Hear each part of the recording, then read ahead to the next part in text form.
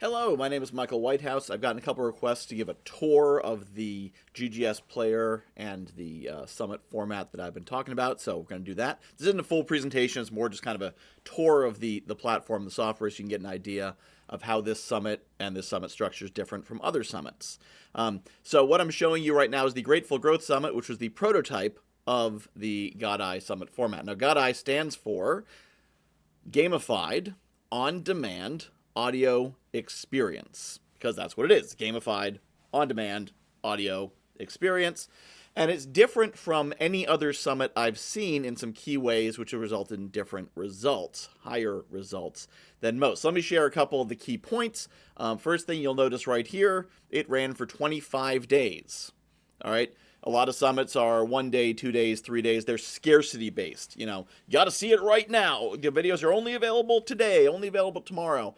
And the principle of that is it gets people to comply and to take action. The problem is that the people who are most engaged as buyers are often the busiest. They're the ones who have the resources, and they don't have time for that. What they do have time for is 15 minutes a day. So the target audience that I'm looking for tends to be more successful, more engaged business owners who don't have a day to sit around watching videos, are more responsive to this format. It is also audio instead of video, because most summits, the video is just a talking head. You're just watching their gums flap while they talk to you. Maybe they've got some slides, but slides. Maybe 1 out of 6 speakers have really effective slideshows, and 5 out of 6 have placeholder slides, which you'd probably be better off just listening to the audio. So because it is audio and on demand, it makes it very accessible. You're not asking, are you available on the first all day? You're asking, do you think you might be available for 15 minutes between the 1st and the 25th? Yeah, I think so. I'm open to that. So when they sign in, they're going to get emails once they're signed up, and every day they're going to have speakers featured to them. So they're going to get the name of the speaker, their talk, a brief description of it, and the speakers who are featured in order of their promotional results. So the top promoters get featured first, so they get the most exposure. And when you visit one of those speakers, you will go to the player page here, which first off, you notice a score. You don't notice it went from 3 to 4, maybe. When you visit a speaker, you get a point. And people love getting points. So there's the speaker, their headshot, name, the description. There's also a rating system. Once they've listened for 10 minutes, they can rate the talk, which also means after they listen for 10 minutes, this turns into 5 stars. And they get that hit of dopamine saying, ooh, I got a thing. I like that. So it keeps them engaged. And then right here is their bio and the gifts right there. So if you're listening, even if you're only partially listening while you're walking the dog or doing your exercises, you say, you know what, I kind of like this person. Let me grab their thing. It's right there conveniently on the page. They can just click there, grab the free gift. And then at the bottom, there's other things I want them to know. So in this case, it was for the gold and platinum VIPs, their upcoming events. I was promoting some of the programs and communities I was running. And then after you listen to that speaker, you can then listen to the next speaker. So what it does, it sorts the ones that you haven't listened to yet are at the top, and then the highest rated ones are at the top of that. So there's a benefit to being a better speaker. You get higher ratings, and you're more likely to get more listens.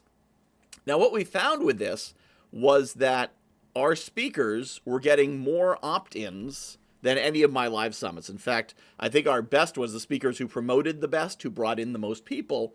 They actually got as many as 70 or 80 or so clicks on their free gift link. Now, I don't know how many of them opted in, because that's up to them for their landing page, if it worked or not. The ones who had it dialed in, everyone who clicked to get the free gift also opted in.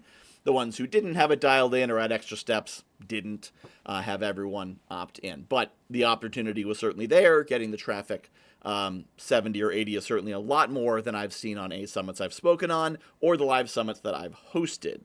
The ultimate result for this, for the Grateful Growth Summit, was that I was able to generate 787 leads, which is why when I sell this as a done-for-you service, I guarantee 600 leads, as long as it's for a larger audience like that.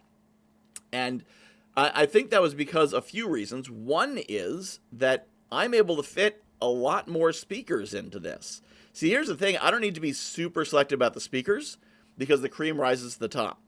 If they don't promote, they don't get promoted. So if they don't bring in at least 10 opt-ins, then I'm not going to feature them in the emails going out to all the speakers. And if their talk's not very good, it's not going to be rated very highly.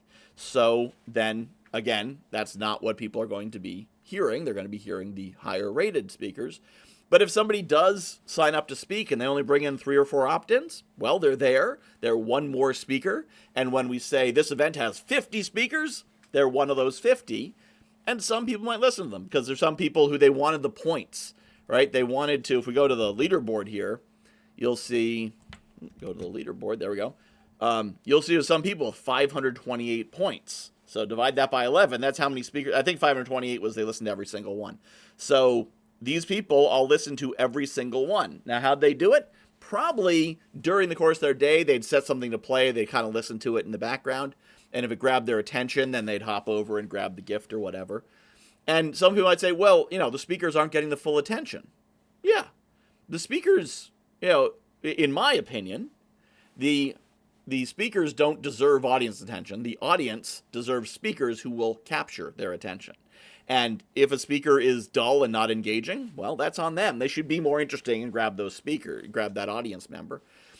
But if you are engaging as a speaker, if you do have good content, if you're grabbing people's attention, if they're listening with half an ear, they're going to say, oh, wait, what did you say? Let me rewind that. I want to hear that again. And so if somebody's listening to every single one of them, then they heard your words. And it's up to you to make the words interesting enough to make them go over and grab your free gift. So what makes this different, as I mentioned, is that a few things. One, we can fit a lot more speakers. We could have 50, 60, 70, 100 speakers at an event, each of whom is promoting and getting rewarded for their efforts. All right, that's the other thing that makes it different. The difference between the benefit that our top promoters got and the benefits that the people who barely promoted got or didn't promote is noticeable, but everyone got some ears listening. And in fact, even the people who didn't promote, the lowest numbers that I had on the report, they still got as many listens as I usually got for people during a live summit because the audience didn't have to be sitting there all day. They could listen as they were able to. Now, here's the other thing that's cool. Remember, I said I'm going to send an email out every day throughout the event. So in this case, for 25 days, saying, here's a featured speaker. Here's something coming up.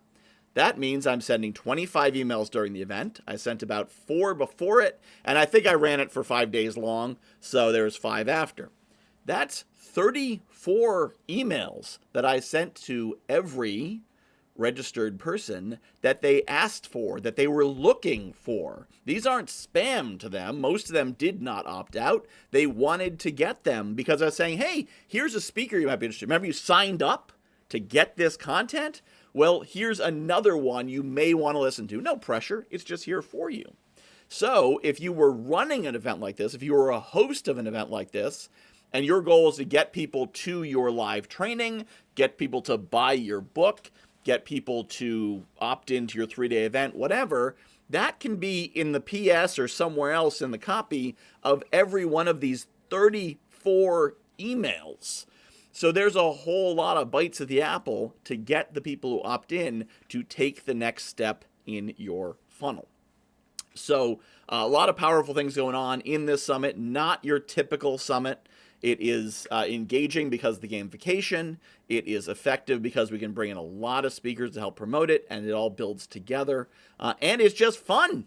People, they like the format because it's not static and it's not demanding. It's not stressful. They got time to engage with it. Some people are in there from day one and go, go, go. And other people on the 22nd said, oh, is it too late to listen? No, come on in.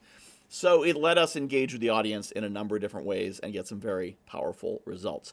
So if you'd like to know more, my email address right here on the screen. Look at that. Michael@guywhoknowsaguy.com. And I also do periodic trainings or info sessions on how you can hire me to run a summit, but you can also just speak on a summit. Go to summits.fun and you can see all the summits that have upcoming speaking opportunities. So I hope this was helpful and clear, and if you have any questions, let me know.